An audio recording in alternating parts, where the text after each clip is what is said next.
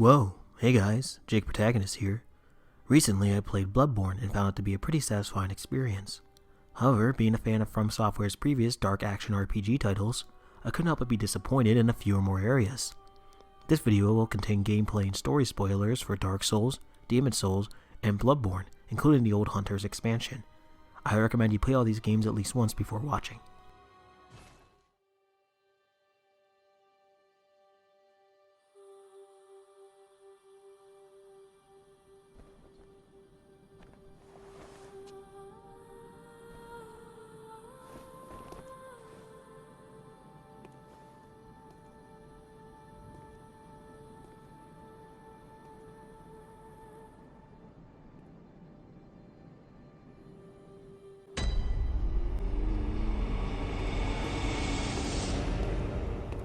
One of the first areas you'll visit in Bloodborne, and probably where you'll most spend your time in the game, is its hub, the Hunter's Dream. Originally, I was excited to see From Software try their hands at Demon's hub system again, but unfortunately I didn't find it stacked up. While it's visually stunning, what you see is what you get. It has a serious lack of content, making the constant visits not only melt together, but feel like a waste of time. In the Nexus, there was a minimum of 9 NPCs to talk to, and a maximum of 17. All of them had their own personalities and stories that would develop as the game progressed. Some of those characters also served as your vendors, means of leveling up, and inventory management, meaning you were likely to discover their new dialogue and development along the way as you made use of them. This made every return to the Nexus feel very valuable and distinct from each other. The Hunter's Dream only has 2 NPCs, only one of which serves a constant use, the doll. I was actually surprised how much I enjoyed the doll's company, even more so than the Maiden in Black.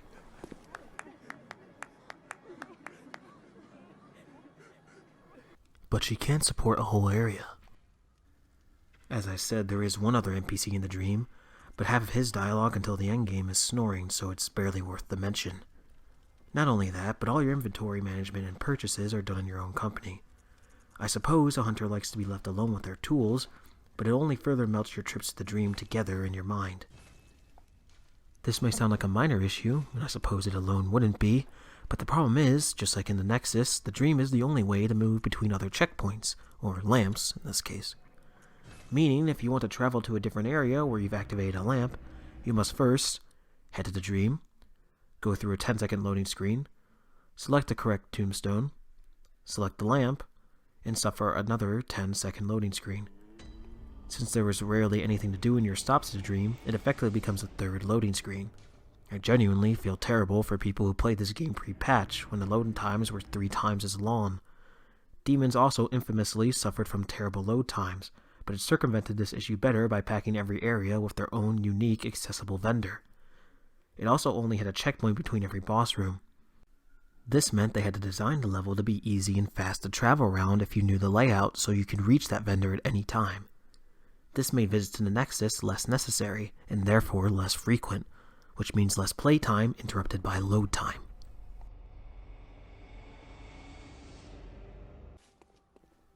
Bloodborne has more lamps than stones and demons and bonfires in Dark Souls, and I don't think it needed to. They're treated much more like video game checkpoints than ever before, except for maybe Dark Souls 2, but I never finished that game. They give you one after every boss, like in Demons, but also in areas it decides you need one.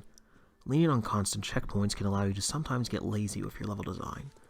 The bonfire placement was one of my favorite things about Dark Souls, but the lamp placement is probably one of my least favorite things about Bloodborne. Dark Souls eventually gave you the ability to move to specific important bonfires from any other bonfire. It didn't allow you to move to every bonfire because the game was smartly designed for every area to be easily reachable and connected to each other in realistic ways, and they wanted to make sure the player appreciated that. They also wanted to make sure the player experienced the satisfaction of exploring that resulted from such design. Bloodborne tends to have more areas with dead ends than Dark Souls, despite having just as smart shortcuts within the individual areas. It's also much, bigger, so having so many lamps in such a huge and somewhat separated areas would make you think they would include a warp system similar to Dark or even Dark Souls 2, but instead it uses demons. This results in 2, essentially 3, 10-second loading screens whenever you want to warp. I can assure you every area didn't need as many lamps as it has, even with the levels designed as they currently are. You could easily remove a few and it'd do nothing except make the player travel a bit more, which is far more satisfying than warping. The best example I can think of is in the Nightmare of Menace. If you enter here through the second layer of the lecture building, you'll find yourself at a lamp next to a lever that lowers an elevator. That elevator is a shortcut back to the lamp from the boss. But as I said, there's a lamp after every boss, meaning once the boss is slain, it's simply an elevator to another lamp. If that didn't sound redundant enough, if you simply travel north, not even a couple seconds of sprinting will lead you to another lamp. I realize that the last lamp is normally reached through the other entrance to the nightmare, but all it does is give the player more areas to warp in such a small chunk of an area. I can assure you, having to take the elevator rides to and from that first lamp would have been far more entertaining than the loading screens. It all makes the designer's work in putting these shortcuts together, along with the area around it, feel put to waste. I wouldn't be surprised if they had someone add the lamps after the levels were made, wherever a playtester decided it was necessary. That's a reasonable decision, but in the end I don't think it was a good one for this game.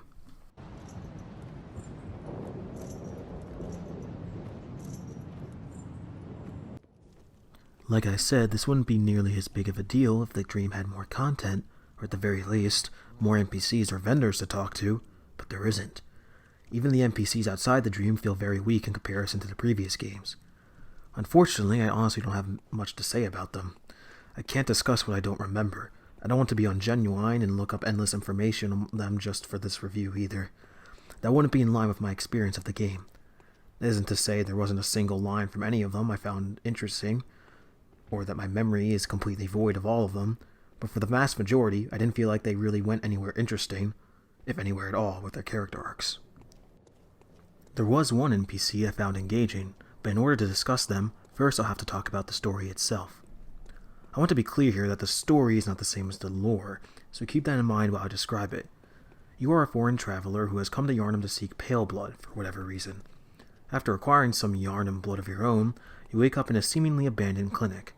From there, you make it to your first lamp and wake up in the hunter's dream. Here you meet Gernam, who declares you a hunter due to you being there, and you go on fit for some reason, assumingly because it will help you find this pale blood. You return to Yharnam with some hunter gear, and follow up a rumor that pale blood can be found at the cathedral. Once you reach there, you meet the father of the cathedral, Gascoigne. He attacks you, lusting after your blood, and you slay him, opening up the cathedral. From here on, you start traveling around Yharnam and start to discover something's fishy about this blood, and the way it makes people. You eventually make your way to Bergenworth, the school where this blood was first studied, after hearing it's the best next step for you to reach your goal. Enemies at this point have become more and more alien, and it builds up to you jumping into a lake at the direction of an old scholar atop the school, and slaying the beast hidden within. As it turns out, that beast was shielding Yharnam from the nightmare's creatures around it. These creatures seem to have something to do with the blood, so you travel around until you find an entrance to Menace's nightmare. After slaying the host of the nightmare, the creatures get more and more alien until you get to the wet nurse and slay it. It rewards you with an umbilical cord. From there, you search for the last couple of umbilical cords and devour them. You then return to the dream, and the workshop is burning. The doll lets you know that Gernam is waiting for you in the garden. After confronting him, he offers you that you give your life for the Great Ones above. If you accept, you die. If you refuse, you fight Gernam and a Great One appears before you. It tries to slay you, but is unable to do so due to the cords. You then slay a Great One, wake up as an infant Great One yourself, being cared for by the doll, and the game ends. That is the story for the base game. You may have noticed that, by the end, it's revealed to be heavily inspired by H.P. Lovecraft, a work that focuses on the fear of the unknown.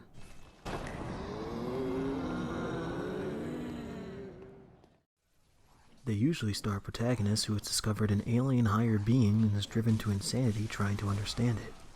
Your character constantly following up on rumors of something you don't quite understand suits that quite well. However, you may have noticed that the protagonist of Bloodborne doesn't really go insane. That's because, like the other Souls games, he is a silent protagonist that only makes decisions you choose for him. You could say that us controlling this character's fate is similar to Lovecraft actually, but that's beside the point. Traditionally, a silent protagonist is very unorthodox for a Lovecraftian tale. These clearly fictional creatures aren't very interesting if there's no in-world reaction to them. I respect them for including the insight meter to try and counter that, and I consider it a successful mechanic, but still didn't quite scratch that itch that only Lovecraft can scratch. So, since this is a Miyazaki's Souls-type game, you'd assume this is where the NPCs come in. Sadly, as I said, I didn't find any of them to be very interesting. They are all very one-note and mostly have 1 or 2 lines of dialogue before just going insane to the point of suicide, becoming a beast, or talking nonsense. The one exception that I mentioned earlier is Lady Maria, the human counterpart of the doll. You discover her story in the DLC expansion, The Old Hunters. This DLC takes you back to the time of the first Hunters, not long after the church's blood ministration started turning the citizens into beasts. After making it through a rather dull reskin of the cathedral area, you make it to the bottom of a clock tower. This is a critique, so I don't want to start gushing about this game's many positives, but this area is such a phenomenal success as a level and a Lovecraftian tale, I can't help but put it up as a holy example. You enter the area and immediately discover these bubble-headed creatures, clearly once human. Some are hostile and some aren't, but the ones who aren't are clearly long gone, and mumble in desperation for their precious Lady Maria and the promises she made them. As you climb the clock tower, you discover their sensitivity to noise. Stepping on the glass bottles thrown everywhere will immediately alert them. Talking to the more friendly bubble-headed creatures as you climb further up the tower reveals that they wanted to hear the water, hence their sensitivity to noise. Raising the clock tower's staircase and climbing to the top, you come across a group of familiar alien creatures described as living failures. Entering a secret door at the bottom of the floor will show the bubbleheads in the same area as the future location of a boss in that game. It's revealed what became of this people in the future. They were a result of some of the lady's failed experiments to understand the Great Ones. Once you slay the failures, you find Maria's corpse. Her guilt over the horrific things she's done for the sake of knowledge has driven her to suicide. Inspecting the corpse awakens her, and she says, "A corpse shall be left well alone," showing her regret for ever getting interest in Koss's corpse that washed up in the fishing helm that day, this being what drove her and the rest of Bergenworth to commit the actions they took. Fighting her shows her driving her blades into herself to empower them with blood, revealing likely how she took her own life. After slaying her, you can move the Great Clock's hands and reveal the disaster that's become of the fishing helm's village. Not only is this a fantastic little tale, but to top it off, the whole area, up until the living failures, only has 1 lamp. This resulted in a well-connected labyrinth of a clock tower, with multiple great shortcuts back to the bottom. These shortcuts also affect the enemies in the area. If every area and character arc in Bloodborne was as good as this segment, it'd probably be one of my favorite games of all time. I've gone a bit away from my problems with the game at this point, so since we just discussed Best Lady and her fight, I suppose now is a better time than ever to go over the combat of the game. I'm actually quite a fan of the new speed of the game, though that speed resulted in some serious changes to the otherwise familiar mechanics of the game. Your new consumable healing item are blood vials. Just like in Dark Souls 1, you can carry a maximum of 20 at every checkpoint. Unlike the Estus in Dark Souls though, you won't stop in your tracks to jug one down. This is to match the mentioned increased speed of the game.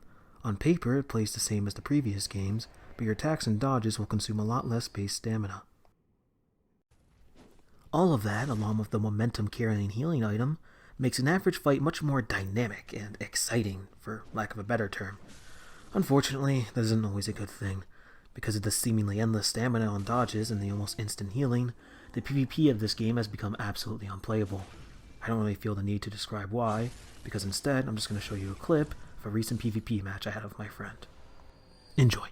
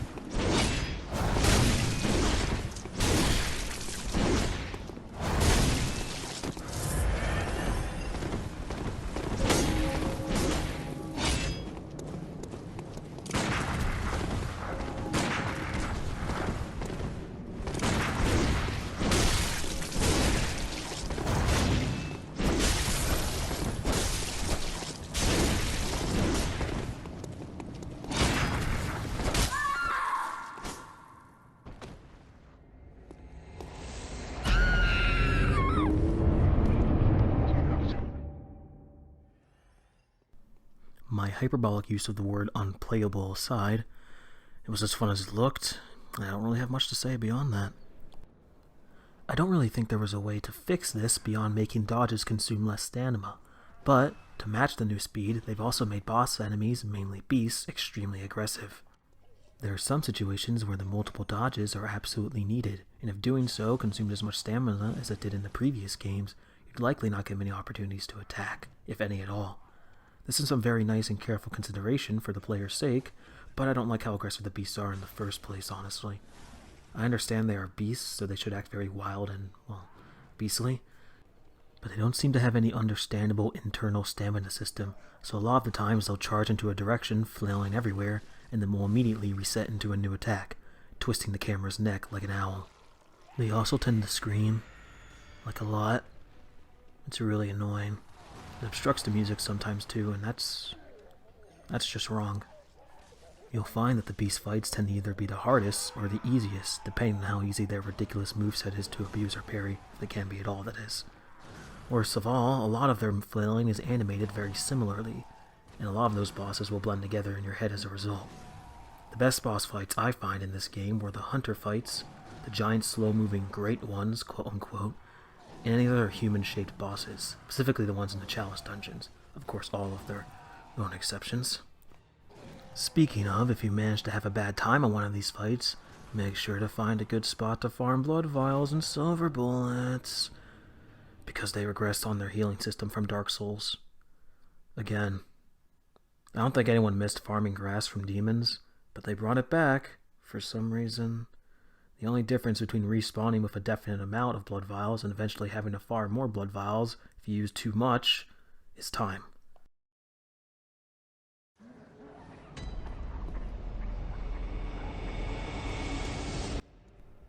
I don't see any satisfaction from farming in this game.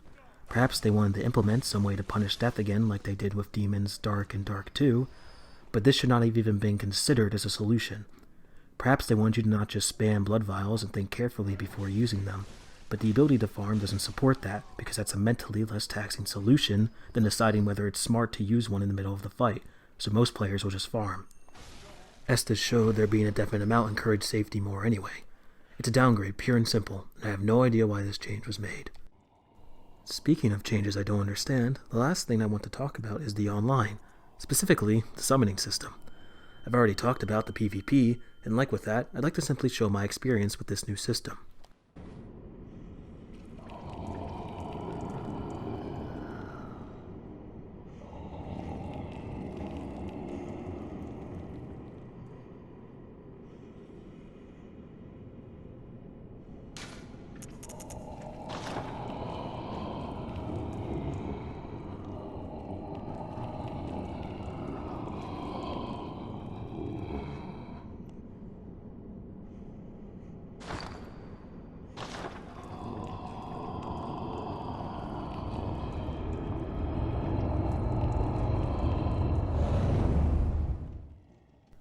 That clip is probably the fastest I've ever been summoned.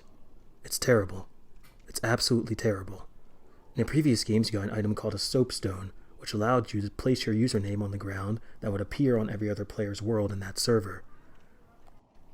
They could then see your name, level, and appearance, and then choose to summon you if they felt they needed your help. As soon as they did, you'd be summoned into their world. This new system is kind of like that. You ring a bell, and you wait. The server will then try to pick up any bell ringing for help in that general area and summon you there. Now, I don't know the objective quality of the servers here, but I can't say any kind words of it due to my experience of waiting almost an hour once to help someone. Even worse is when you try to call for help. Like I said before, you simply saw a symbol on the ground and summoned them if you thought you needed help. They would then appear in seconds. Instead, any online play is treated as if you're invading. In the previous games, you'd use a consumable and try to invade someone's world and make them have a bad time. You just sit there and wait for you to connect to someone's world. For invading, this made some sense because you were actively trying to hurt someone's playthrough. I don't think time is ever a good punishment, but making it not as easy to hurt someone as it is to help or call for someone makes perfect sense. In Bloodborne, you ring a bell, you spend an insight no matter what you're doing, then you wait. And you wait. And you wait. You get the idea. This is a clear downgrade in every way, and if you don't agree with me, well, even the developers think you're wrong. because in the Hold Hunters, they made it so NPCs can be summoned in the exact same way as the previous games. If even the developer knows they screwed up, you're in a bad place. I guess overall, that's my main problem with Bloodborne. More than any other Souls game, I've been in a situation where my play has been interrupted by waiting, whether it's load times from warping, load times from deaths, any form of online play, and farming, if you want to count that. A lot of wasted time for reasons I don't understand. I love the Souls games so much because of the raw amount of uninterrupted play they have on offer.